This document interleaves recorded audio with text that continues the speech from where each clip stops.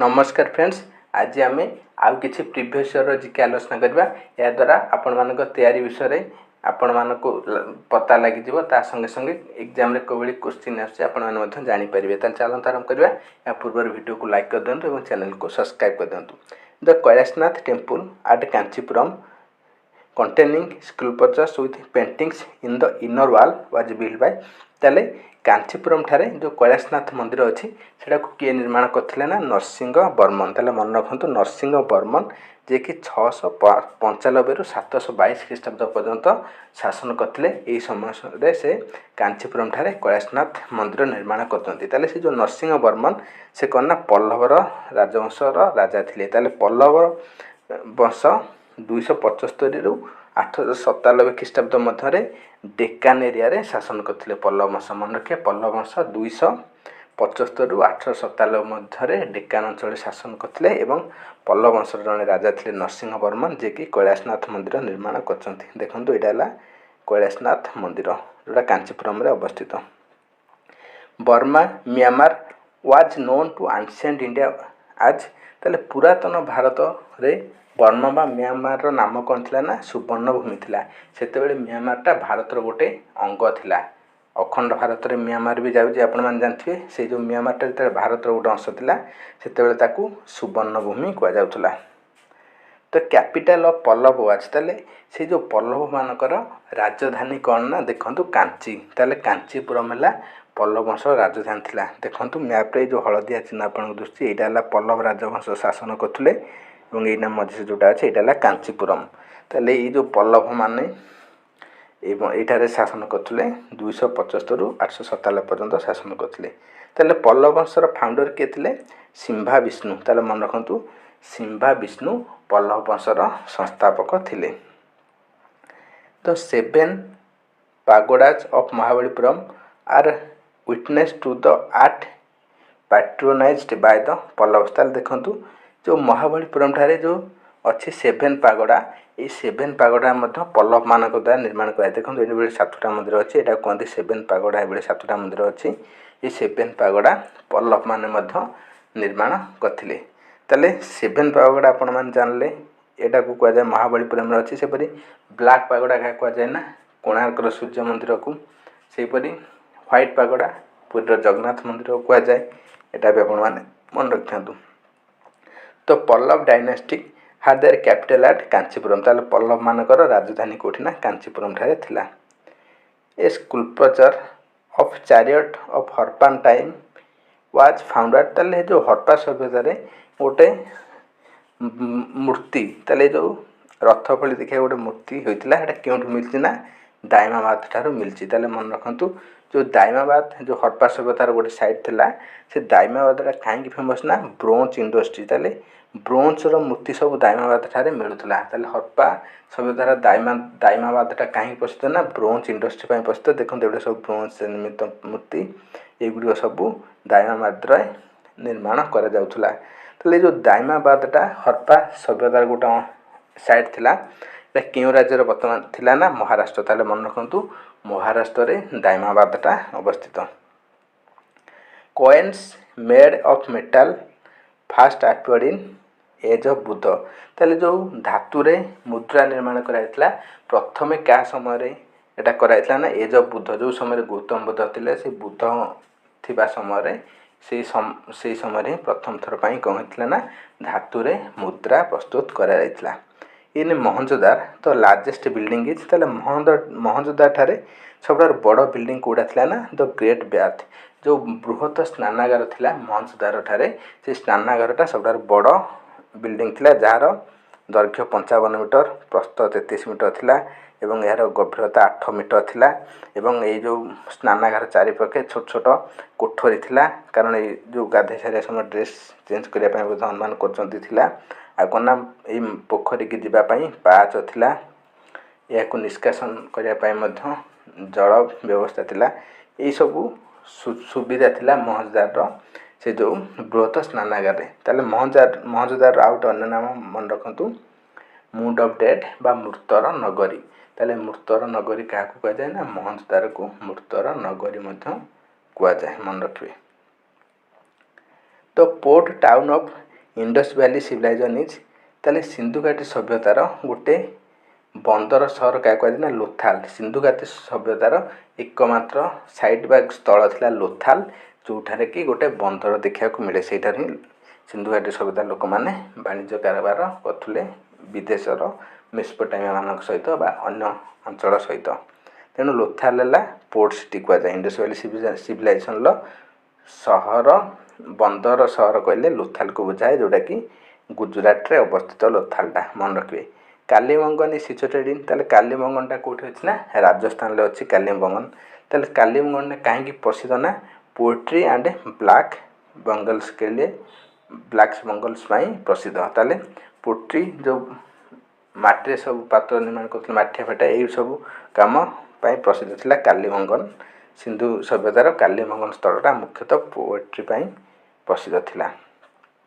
The worship of mother goddess was associated with ताले जो गोटे मातृदेवीर पूजा करा जाउतला यार प्रमाण कौटू मिलछि ना इंडस वैली सिविलाइजेशन। जो सिंधु सभ्यतार थिला हरप्पा ठारे हरप्पा सभ्यता प्रथम आविष्कृत होता से हरप्पा स्थल ही मिलता जे सेठार कौन लोक मैंने गोटे मदर गॉडेस को पूजा करते मातृशक्ति को। आउ कौन करते ना पशुपति वर्शिप एवं गोटे पशुपति नामक जो महादेव कहते पशुपति महादेव को मध्य पूजा करते हरप्पा सभ्यतार लोक मैंने। The striking features of Indus valley civilization was urban civilization. ताले सिंधु घाटी सभ्यतार सबुठार गोटे मुख्य फीचर थिला एटा हला शहरी सभ्यता थिला। माने एते वर्ष तले से गोटे शहरी सभ्यता थिला सिंधु घाटी सभ्यता। The Indus people knew the use of weights and measures which is proved by the discovery of the seal at Harappa. ताले हरप्पा ठारे मध्य सील मोहर मिली। से जो सील मोहर रे विभिन्न प्रकार चित्र सब से माने आंकी थिले। The origin of Indian music could be trace to Samaveda. ताले भारतर जो संगीत उत्पत्ति क्या द्वारा है सामवेद रु अनुमान करा जाए, कारण सामवेद रे सबू म्यूजिक बा सॉन्ग संबंधित समस्त तथ्य उल्लेख अच्छी।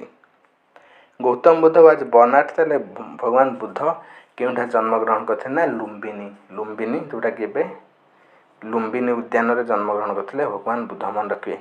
अर्थशास्त्र वाज रिटेन बाय ताले अर्थशास्त्र पुस्तकटा किए लिखिथे ना कौटल्य लिखिथिले मन रखନ୍ତୁ। कौटल्यଙ୍କ द्वारा अर्थशास्त्र पुस्तक लिखाइला।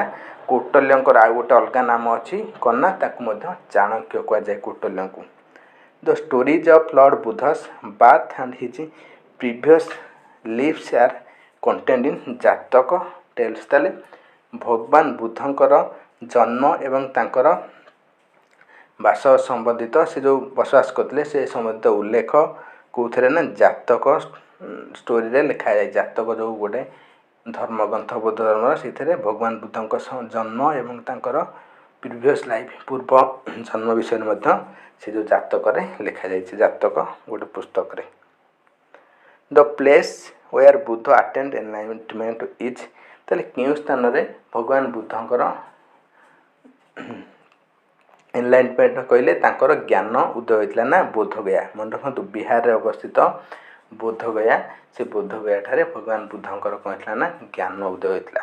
ताले बोधगया ठारे गोटे उस्त गछ मूले भगवान बुद्ध ध्यान मग्न थिले। हेटा को नदी ना निरंजना नदी कूल मन रखिए। निरंजना नदी कूल गोटे उस्त गछ मूल भगवान बुद्ध कठोर तपस्या बा ध्यानरत थिबा समय तांकर ज्ञान उदय होता। से 6 वर्ष काल कठोर तपस्या करते सेटारे। Alexander and Puru fought at battle of Alexander एवं पुरु मध्य गोटे युद्ध होता। से युद्धर नाम कौन था ना हाइडापेस। मन रखु हाइडापेस युद्ध में अलेक्जेंडर विजय लाभ करते एवं पुरु हारी जाते। मात्र पुरु हारी तांकर वीरत्व देखिकी अलेक्जेंडर खुशी होते एवं पुरु को राज्य फेराई देते। गोटे छोट राज्य थिला से छोट राज्य राजा पुरु थिले मध्य से बहुत निर्भीक भाव में लड़ाई करते। द गुप्त एरा वाज स्टार्टेड बाय ताले गुप्त वंशर स्थापन किए करते ना श्रीगुप्त। मन रखु श्रीगुप्त द्वारा गुप्त वंश स्थापन कर जाइथिला। The earlier Buddhist scriptures were composed in Pali text. ताले जो पुराणा काले जो बुद्ध बा गौतम बुद्ध सब पुस्तक गुड़िक के भाषा लिखाई ना पाली भाषा लिखा जाता एवं भगवान बुद्ध मध्य पाली भाषा रे निजर धर्म प्रचार करथिले मन रखिए।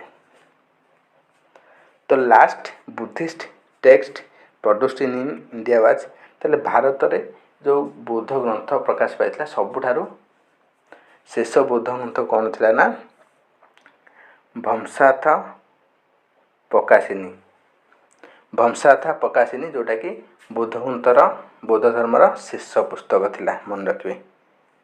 तो grammatical work Ashtadhyayi is written by ताले अष्टाध्यायी गोटे ग्रामर पुस्तक से जो अष्टाध्यायी पुस्तक के लिखले ना पाणिनि ताले मन रखंतु या सांस्कृतिक ग्रामर सह संबंधित अष्टाध्यायी जो पुस्तक संस्कृत ग्रामर सह संबंधित संस्कृत ग्रामर से लिखा जाए से जो अष्टाध्यायी पुस्तक रे से पुस्तकटी पाणिनि को द्वारा लिखा जाइथिला। द होयसलास कैपिटल वाज ताले होयसला मानकर राजधानी कौन थिला ना द्वार समुद्रम ताले मन रखंतु जो हयसला वंश थिले हयसला वंशकर राजधानी थिला द्वार समुद्रम ताले जो हयसला वंश केबे शासन करथिले ना 1006 रु 1346 पर्यंत दक्षिण भारत रे हयसाल वंश शासन करथिले। देखंतु ए जो हयसाल वंश एटा ला हयसाल वंश को राजधानी कौन थिला द्वार समुद्र मन रखिए। ताले स्थापन हयसाल वंश स्थापन किए करथिले ना नृपा काम को द्वारा हयसाल वंशर स्थापन होइथिला।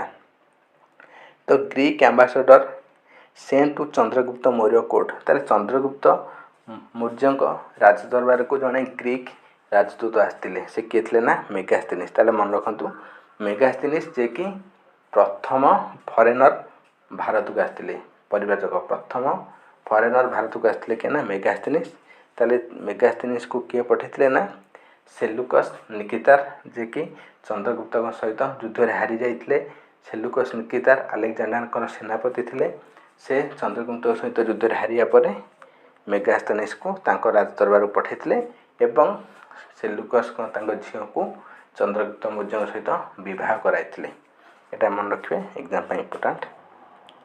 तो founder of Vikramshila university was ताले जो विक्रमशिला विश्वविद्यालयटा किए स्थापन करथिले ना धर्मपाल ताले मन रखु एटा देखंतु विक्रमशिला यूनिवर्सिटी विक्रमशिला विश्वविद्यालयर संस्थापक थिले धर्मपाल ताले जो विक्रमशिला यूनिवर्सिटी को किए जड़े नष्ट करथिले कि ना बख्तियार खिलजी मन रखिए बख्तियार खिलजी जे कि विक्रमशिला यूनिवर्सिटी और नालंदा यूनिवर्सिटी को ध्वंस कर देथिले sorry Bakhtiyar Khan. The Virupaksha temple was built by ताले विरूपखा टेम्पलटा किए निर्माण करथिले चालुक्य मन रखु चालुक्य राजवंश निर्माण करथिले विरूपखा मंदिर ताले यार किंग के थे ना लक्कन दंदेश ताले देखो यहाँ विरूपखा मंदिर। Seleucus Nicator was defeated by Chandragupta Maurya आम ए आलोचना कले सेलुकस निकिटार जे कि चंद्रगुप्त मौर्य द्वारा परास्त होते। The Gandhian style of sculpture during the Kushan period is combination of जो गांधीयन स्टाइल जो कलाटा केमी सृष्टि होता ना इंडो ग्रीक स्टाइल भारतर कला एवं ग्रीकर कला मिसिकी गोटे नुआ स्टाइल उत्पन्न होता जहाँ कहुला गांधार स्टाइल मन रखु भारतर कला ग्रीक कला मिसिकी सम्मिश्रण सृष्टि होता गांधार कला। Monolithic rathas of the Pallavas are found at Mahabalipuram ताले मोनोलिथिक जो गोटे रथ थिला सेटा महाबलीपुरम ठारे देखा मिले।